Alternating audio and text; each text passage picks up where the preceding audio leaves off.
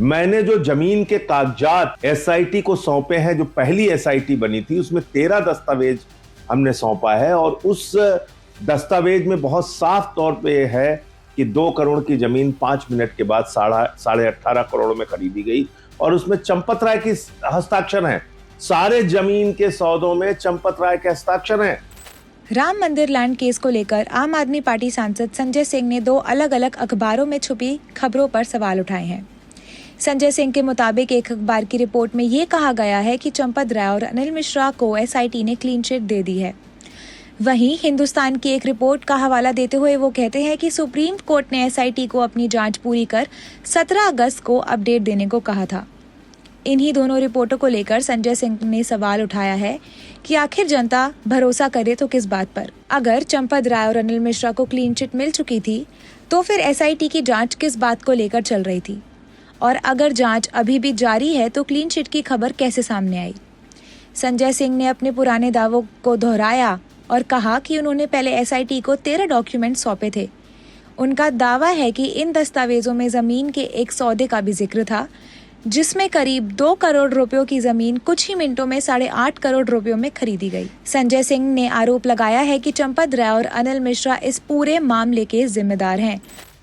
नमस्कार जैन साथियों, हिंदुस्तान दैनिक अखबार जो है उसमें खबर प्रकाशित हुई है कि चंपत राय और अनिल मिश्रा को एसआईटी ने क्लीन चिट दे दिया है।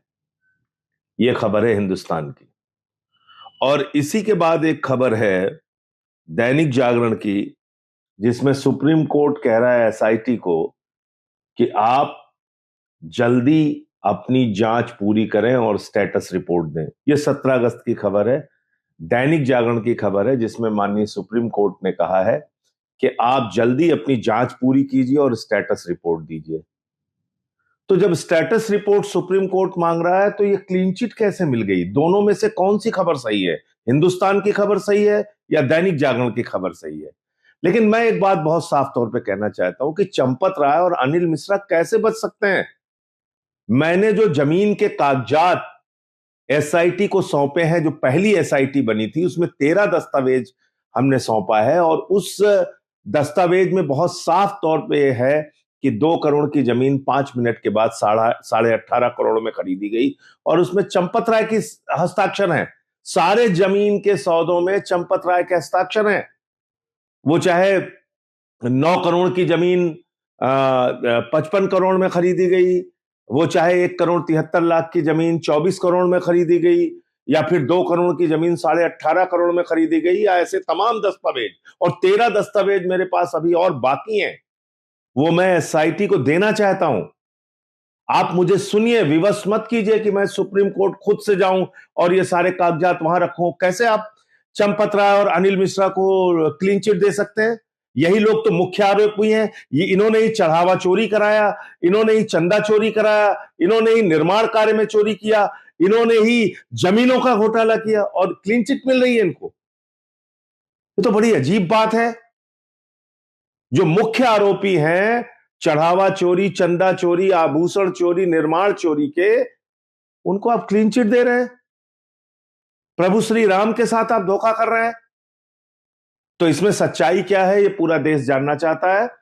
और मैं कल ही लखनऊ में प्रेस कॉन्फ्रेंस करके ये सारे तथ्य फिर से एक बार रखूंगा और एसआईटी से मिलने का मैं समय मांगूंगा कि मुझे जल्द से जल्द समय दिया जाए। जो मेरे बाकी कागजात हैं उसको लेकर और उसकी जांच शुरू की जाए, और जो पहले के कागजात हैं उसकी जांच में क्या हुआ हमें भी बताया जाए। जय हिंद।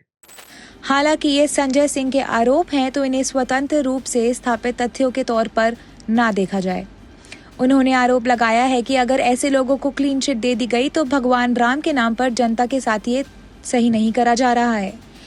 अब संजय सिंह ने कहा है कि वह आने वाले दिनों में लखनऊ में प्रेस कॉन्फ्रेंस करेंगे। साथ ही उन्होंने एसआईटी से मुलाकात कर इस मामले को अपने दस्तावेज और सवाल रखने की बात की थी। यानी इस पूरे मामले में सबसे बड़ा सवाल यही है कि क्या जांच अभी भी जारी है या क्लीन चिट दे दी है, और अगर क्लीन चिट दे दी है तो एसआईटी की जांच और उसके निष्कर्ष का क्या हुआ। राम मंदिर लैंड केस में संजय सिंह के सवालों और एसआईटी की जांच को लेकर आपकी क्या राय है, हमें कमेंट में जरूर बताएं। क्या दो अलग अलग रिपोर्ट के बीच स्थिति और भी साफ होनी चाहिए? ऐसे ही बड़ी और महत्वपूर्ण खबरों के लिए देखते रहिए one India Hindi. Subscribe to One India and never miss an update. Download the One India app now.